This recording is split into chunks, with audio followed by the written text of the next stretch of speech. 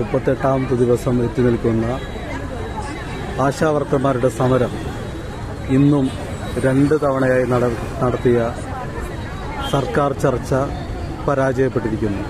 20-ാം തീയതി ആയ നാളെ മുതൽ കേരളത്തിലെ ആശാ വർക്കേഴ്സ് നിരാഹാര സമരത്തിലേക്ക് കടക്കുകയാണ്.